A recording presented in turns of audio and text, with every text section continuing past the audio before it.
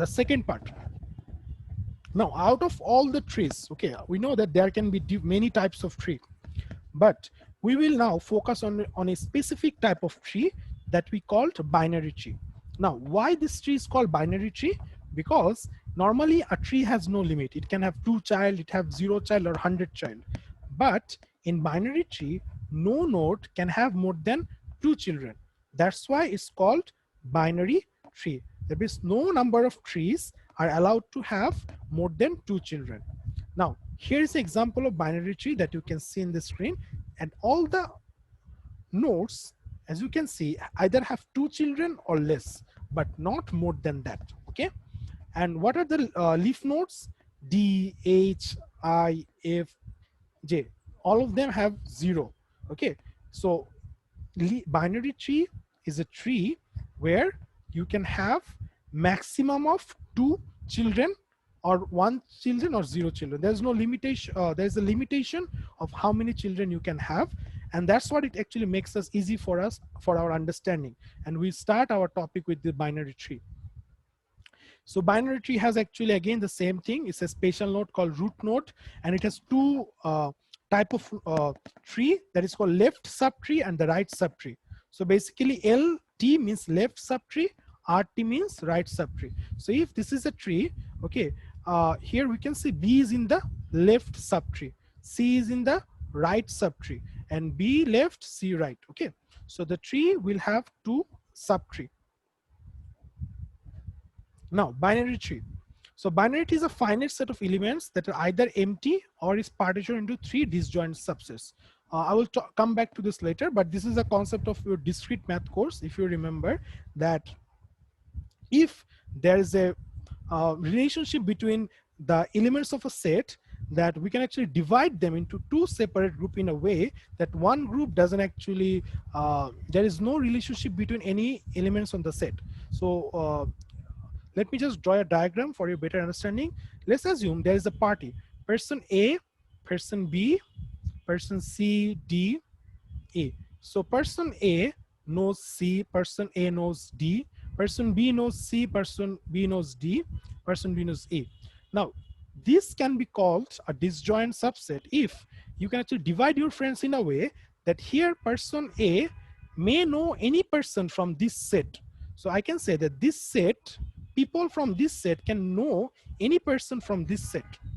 Okay, he can know all the 3 person, he can know only 1 person, or he cannot know any other person. But these 2 person will not actually know each other. Again goes for this as well. D will not know C, or D will not know E. So these 2 people, even though they know, they have a lot of connection between each other, what I have done, I have divided them into 2 groups where A and B doesn't know each other, but they both know C, and C, D, E, they both know A, but they don't actually have any common relationship between C, D, E. So these are called disjoint set. I know you have studied in detail in your data structure or discrete mathematics course, so I will not go here. Now, so in the tree, what we can do, we can actually partition into 3 disjoint subsets. The first subset contains single element called root. The other 2 subset contains left or right subtrees. Okay, just 1 minute. So as I was saying that, so we are dividing this tree into 3 parts: root, left, right. Okay, so any part of the subtree, left or right, can be empty, but then the no root cannot be empty, because if the root is also empty, there is actually no tree, right? Now, this is an example of what I was talking about. So we actually divided this into 3 disjoint subsets. So here is some more detailed explanation that you can actually see, but we'll now go to the properties. So if a binary tree contains n node at level L, remember we have talked about what is the level, right? It contains at most 2m number of nodes at level L plus 1. This is the first property. You can actually check it by actually applying it for any sample trees. Okay, if it contains m node, okay, so how I know it contains m node or not? Just if I take about this tree, just count. You see 1 node, 2 node, 3, 4, 5, 6, 7, 8, 9. Just count them. Okay, so you will know this is how many nodes at level L. So if I talk about a specific level, So let's assume that this is level 0, this is level 1. So in the level 1, how many nodes we have? We have 2 nodes, right? So it contains at most 2m. So that means 2 into 2, 4 nodes at level L plus 1.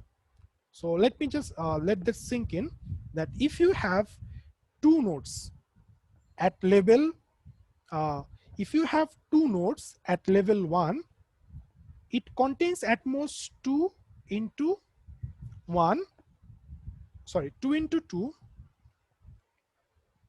nodes at level L plus 1, that is our level 2. So again, if you have 2 nodes at level 1, that means you can have maximum 4 nodes at level L plus 1. So let's go back and check whether this is correct or not.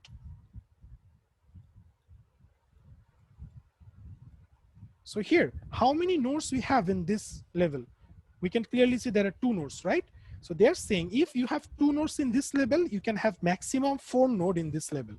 It's not possible to have more than 4 node in this table. So in this level, we have only 3 node.